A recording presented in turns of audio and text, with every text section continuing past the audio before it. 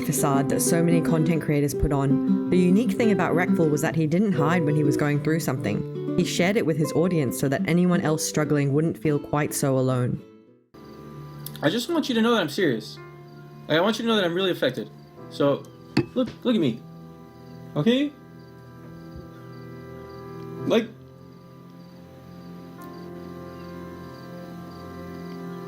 maybe you guys will stop. That attitude helped him build a loyal fan base, but invited detractors into his orbit. Now I'm thinking, like, I don't know if it's a good thing to show my real emotions, because, you know, maybe people want to do it more, but I want people to want to do it less. And maybe I'm just trying to reason with you guys. Reckful was open about his mental health struggles, having been diagnosed with bipolar disorder. Well, I've been diagnosed with bipolar type 2. When I was 6, my brother killed himself. He also had it. It's something I also struggle with, so I felt a great kinship towards the streamer, and thought his openness was invaluable to the platform, if at great risk to his own ongoing mental health. From being a pioneer of streaming on Twitch to being immortalized in the game he loved, Reckful's greatness will forever echo across the internet. So let's take a look at his journey and relive some memories along the way. Reckful was born Byron Daniel Bernstein in 1989 in Tel Aviv, Israel. When he turned 2, his family moved to Los Angeles, California. The youngest of 3 boys, he was introduced to video games as early as 4 years old, experiencing Doom and Secret of Mana at such a young age. These games sparked a lifelong love of gaming that encapsulated much of his existence. When Reckful was 6, his older brother ended his life after struggling with mental health. Male suicide in particular is an epidemic where I live, with males 3 times more likely to die by suicide than females. It's something that isn't talked about enough, and as a result can be an isolating experience to lose someone in that way. Reckful's first attempt at ending his own life came when he was just 16 years old, an experience he spoke about on stream. I went in the medicine cabinet, and they had my parents need sleeping pills to sleep because they're always really depressed because my brother passing away 10 years before. And I took all the sleeping pills with me, and I took a bottle of wine, and I actually had researched this a little on the internet, so I took like a plastic bag, and I took a shoelace. He ended his stream talking about his gratitude for where he was at the time. It's a happy ending because now I'm actually feeling happy nowadays. Now I'm 30. It took a long time from there till now. All right. It took a long time to get here, dude. Like 14 more years of like really feeling shitty. But like I was escaping with the video games, you know. Like when I'm playing games, I wouldn't think about anything. He saw various therapists but was barred from taking certain medications due to his parents' fear over the manner in which his older brother had passed. And then because of that, when I've gone to get treated, they can never give me SSRIs. I've never tried an SSRI. Because he's tried an SSRI and then that happened after. Like many of us struggling with our mental health, Reckful found solace in playing video games. His game of choice for many years was Asheron's Call, his introduction to MMOs and where he obliterated his enemies as a player killer.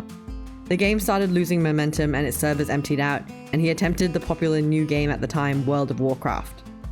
He dabbled in it non-committally at first as he hated the leveling process, but 3 years later found a love for playing PvP Arena, and that ignited his passion for the game. But I was like, this arena thing is really cool. I didn't think the WoW PvP was cool before because you don't come into a balanced situation. But in arena, you zone in and it's fair. You're the same amount of people as them. And then you could even get the same gear as them because the PvP gear was actually good. And everyone was just wearing the PvP gear for a while. He was gifted a previously leveled rogue account named Reckful and began his journey to making the moniker legend.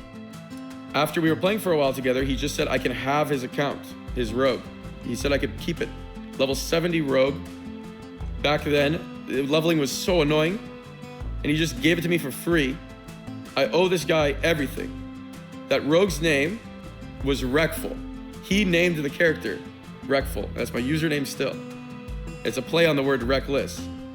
Yeah, I didn't even name it, and that was the only Reckful on any WoW server. Now there's Reckful on every single WoW server. I can never get my own name. He enjoyed playing Arena and was talented at it, gaining the coveted Rank 1 title for the first time soon after joining. He was signed by Complexity Gaming and gained 3rd place in his first tournament with them in 2009. Up until 2011, they placed well, and even won a 2010 DC competition. Because of his signing, he couldn't post his WoW videos to his own channel. Complexity Gaming posted them, and they did very well. After winning a 2010 tournament, they qualified for the North American BattleNet Invitational, but his teammates were unable to make it, so Reckful had to make a new team and place in the top 8 again to requalify. He did just that. Unfortunately, their team lost in the final round, and Reckful took the loss hard. I actually remember like I had this really sad face on when I had to. They come, like Azale comes and like shakes my hand, and Sidhu, and like they're all smiling, and I'm just like, I'm like this.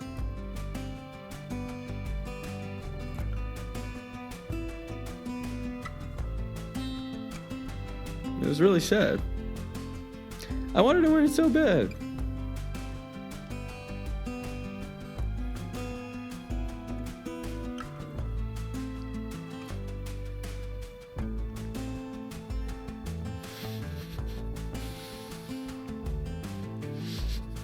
I didn't even know I had emotions to this. That's crazy. He consequently quit professional play. The emotional toll of the losses was just too much for our sensitive legend to handle. He started streaming on Twitch in 2012. He took off as a creator, having as many as 10,000 concurrent viewers despite Twitch still being in its infancy in comparison to the viewers it draws today. People came and watched not just for his skill at Arena, but his compassion, strategical intelligence, and of course his openness about life and mental health struggles. Reckful was an innovator. At the time on Twitch, the only way to get money was through subscriptions. Reckful developed a new concept whereby he linked his PayPal and encouraged viewers to donate there instead, and in return, the donator's name and message appeared on screen, which is now standard protocol. It all started with Reckful. $10,000 Fuck you. for not You're so getting happy. mad at my yesterday troll. Blah, blah, blah. You are a good player. Slap soda, please. It was during his time on Twitch that he started streaming Hearthstone, a strategic card game where you built your own deck and took on opponents who did the same, making each game unique and giving him the chance to work that beautiful strategic mind. Yes! I got it on stream! It feels so good. Oh, I did it. Wow, if I got the Primordial Glyph there, it would have ruined my whole day. It's crazy. During a Hearthstone tournament, Reckful lost his match and again, as we have seen before, took it very hard. He stopped streaming for months after this. After he returned from his break, he continued to stream Hearthstone and also some WoW. Around this time, a Reckful fan lent him a max level Paladin account and he took the opportunity to try out a new class. Unfortunately, the move got him banned for life from his beloved game. And then I showed him the screenshot of my permaban email where it says I got banned for account sharing. The personal life with Reckful doesn't interest me as much as the rest of his journey, so this segment will likely be brief, despite its very prominent presence in his career.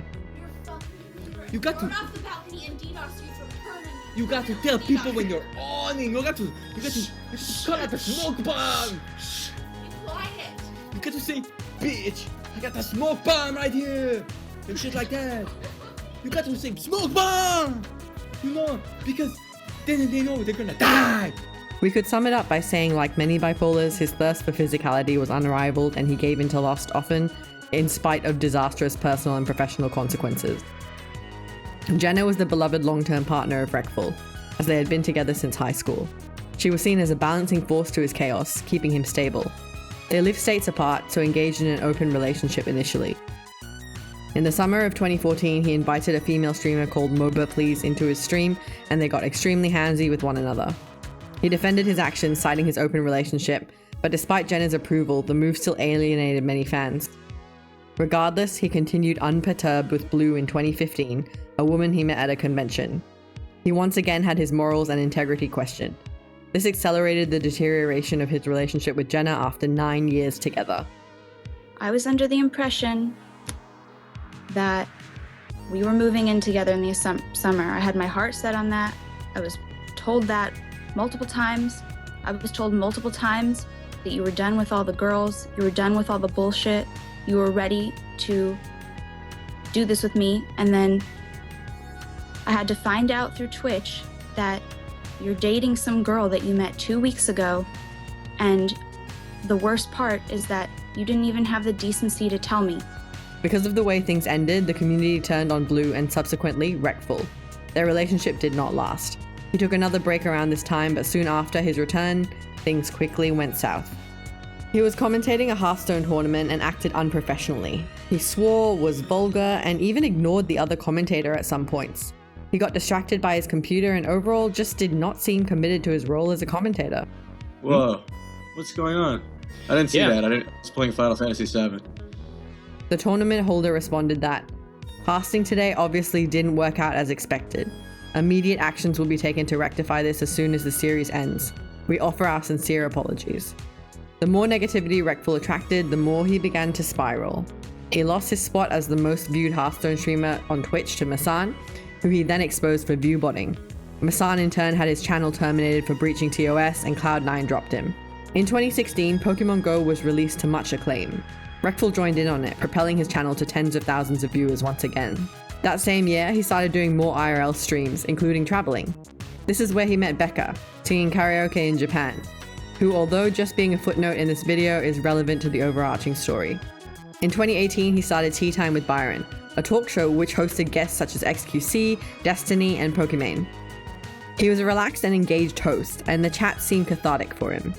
2018 was the year Reckful branched out and tried doing different things. It seemed like things were really starting to look up for him. Reckful started developing his own game, Everland, also in 2018. It was going to be a social game similar to Club Penguin. It was meant to be a place of connection, to help lonely people find company and make friends. So, this game just started as an idea that I wanted an MMO people to hang out in, because Club Penguin got taken down. And then I thought maybe Twitch chat could make it. And at first it seemed like Twitch chat really couldn't make it. But I guess it's working now. Reckful personally invested over $270,000 into the game in 2018 alone, even though it was meant to be free to play. Well, in just 2018, I spent $270,000 on Everland, and I definitely had to throw all that away. I think that was just in the trash. If you think it through too much and don't just start trying to do something, for most people, you just never start at all. This game meant so much to him because he was trying to capture something for others that he missed as a kid, and in some respects, capture something he never really stopped looking for: connection. And this is the other interesting thing, is you're finding purpose. And why are you finding purpose again? What do you like about what you're doing? I like that I'm trying to give people something I wanted as a kid. Who's the focus on? Who are you thinking about?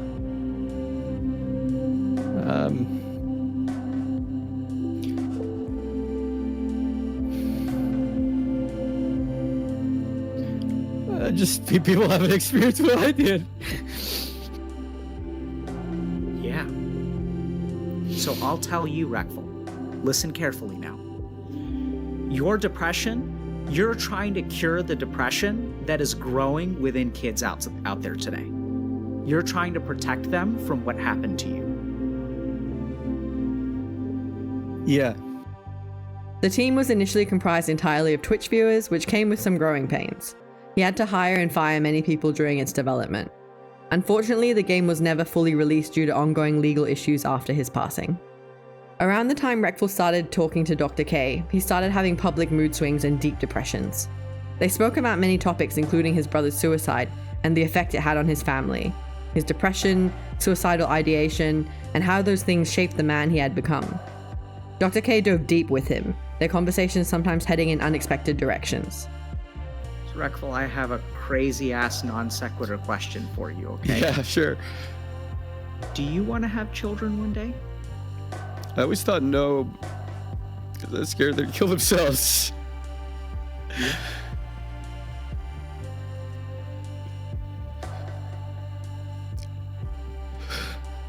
Reckful was open and honest as he always was, and they seemed to make progress, with Reckful releasing a video called "Reckful is no longer depressed" for the first time in 16 years in January of 2020. Dude, I'm happy.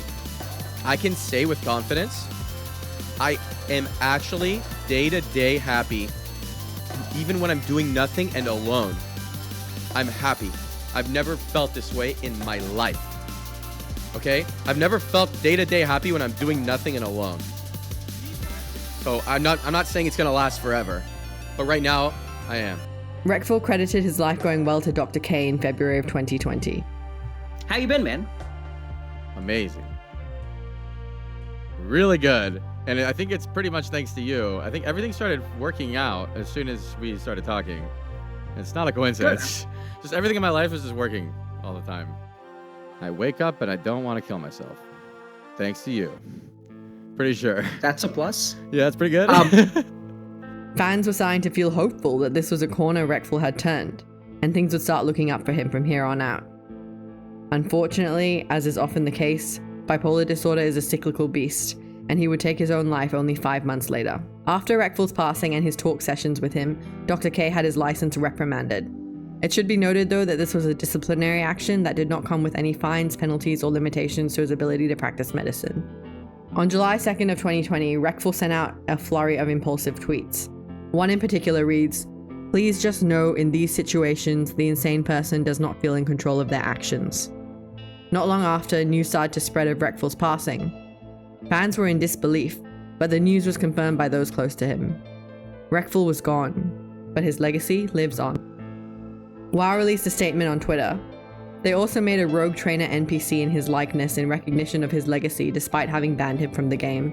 I don't train assassination rogues. Holy shit, dude. What can I do for you? There it is, dude. There it is. It was good seeing you again. Be careful. Wait, it just gave me the Tabard of the Explorer? The hell? Okay, let me type /love and see what happens. Oh, wow. Look at that. /wave? Oh, that's crazy. So it waves back at you too. Thousands of players also came to the Cathedral of Light to honor him. Horde and Alliance stood down from their disputes in tribute to the World of Warcraft powerhouse. Twitch and Hearthstone both put out tweets paying their respects. Streamers stopped what they were doing to mourn. Just can't look at this shit for a bit. Look, I just want everyone to know that I love Byron, man. And I need everyone to know that he was a good fucking guy. And he was just struggling so hard internally. We are sad because Reckful passed away a few hours ago. R.I.P. What? Are you serious?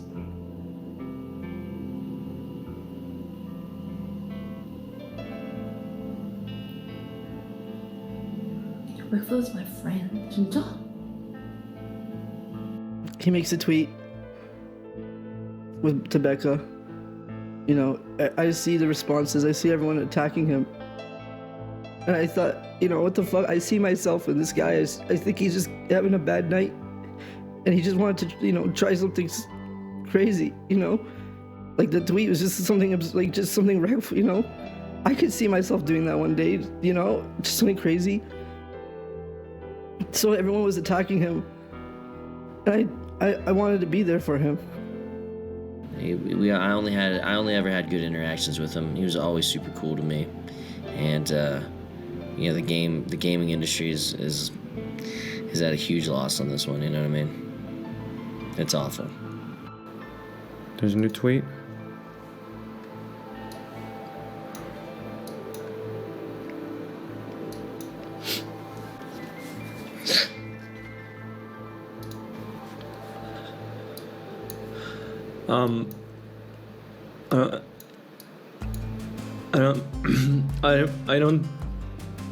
I don't think I want to stream right now.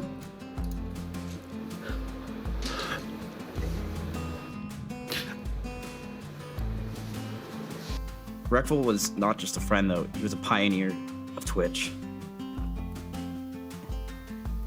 He was, for a lot of us, when we think of the godfathers or the real OGs of Twitch, it's Reckful. It's Reckful. He created a lot. He made so much. He pioneered the way we stream, the way we think about streaming, and how we do streaming. He pioneered in us making this a job with the donation button. He did so much that so many people might not even know about. But one thing that Reckful did more than that I think he'll never know, is how much he was relatable. And I know a lot of people like to say that, you know, streamers aren't your friend. I'm not your friend. But I'm telling you, if you watched Reckful back in the day, it felt like it. This is what I was talking about before, about how social media can be beautiful too. It's not all bad. People are capable of great good things and great and terrible things. This is the WoW community, and I'm proud to be part of it. Look at that, we've even got a horde right there. Nobody's even attacking him. Think about that. Nobody's even fucking attacking him, man. Holy shit. That is so fucking beautiful, man. Wow. Reckful lived life with no filter, both empowering him and exposing him to detractors. For many, he was the only public figure in their life talking openly about depression and grief, being an inspiration through his vulnerability. There was no one quite like Reckful. He left his viewers motivated. He left them changed. He asked thought-provoking questions he didn't always have the answers to. He made mistakes, very publicly, and embraced the consequences. He raised questions about mental health and made chatters stop to think twice before posting hateful messages. Reckful had a real and lasting effect on the industries he touched. He tried to build something to bring people together, so they wouldn't have to feel what he did. He gave so much to so many, but in the end, there was no way for viewers to give it back. We couldn't save him. Reckful was a pillar of the community who will never be forgotten. I will see you guys either tomorrow or the next day. Oh man. If